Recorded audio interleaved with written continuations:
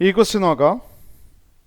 The ground state energy of hydrogen atom is -13.6 electron volt. What are the kinetic and potential energies of the electron? Ground state എന്ന് പറഞ്ഞാൽ normal state ആണ്. ആ ground state, excited state ഒക്കെ നമ്മൾ പിന്നീട് പഠിക്കുന്നുണ്ട്. Bohr's model എത്തുമ്പോൾ നമ്മളത് അതിനെപ്പറ്റി കൂടുതൽ പഠിക്കും. ഇത് നോർമൽ സ്റ്റേറ്റ് എന്ന് മാത്രം കരുതിയാൽ മതി. ഒരു ഇലക്ട്രോൺ ഉണ്ട്, ചാർജ് -e ആണ്, ഇവിടുത്തെ ചാർജ് +e ആണ്. ആ ഇലക്ട്രോണിൻ്റെ ടോട്ടൽ എനർജിയാണ് -13.6. ടോട്ടൽ എനർജിയാണ് എന്ത്? -13.6 ഇലക്ട്രോൺ വോൾട്ട്. അങ്ങനെയാണെങ്കിൽ പൊട്ടൻഷ്യൽ എനർജിയും കൈനറ്റിക് എനർജിയും കാണണം. ശരിയല്ലേ? അപ്പോൾ ഇവിടെ എങ്ങനെ ചെയ്യാൻ പറ്റും?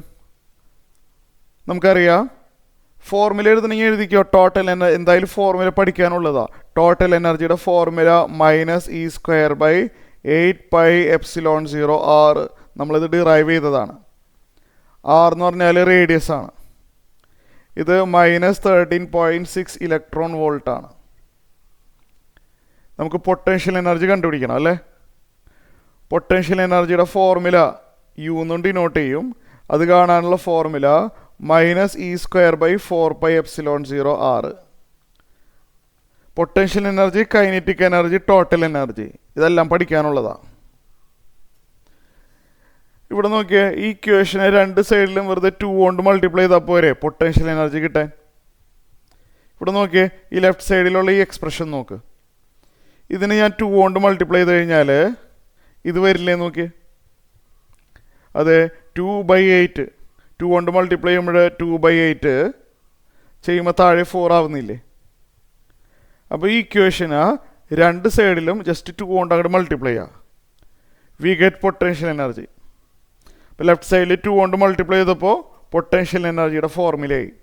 അപ്പോൾ റൈറ്റ് സൈഡിലും 2 കൊണ്ട് മൾട്ടിപ്ലൈ ചെയ്യണം. അപ്പോൾ എത്ര കിട്ടും?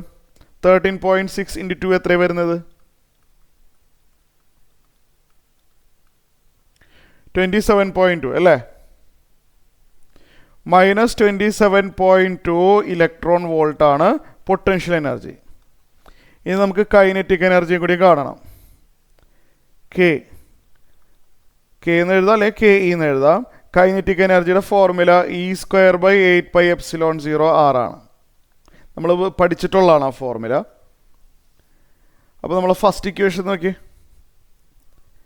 രണ്ട് സൈഡിലും വെറുതെ ഒരു -1 കൊണ്ട് മൾട്ടിപ്ലൈ ചെയ്താൽ പോരെ ഇത് കിട്ടാനായിട്ട് അല്ലേ? ഇവിടെ ലെഫ്റ്റ് സൈഡിൽ ആ മൈനസ് കളഞ്ഞാൽ കൈനറ്റിക് എനർജിയുടെ ഫോർമുലയായി മാറി.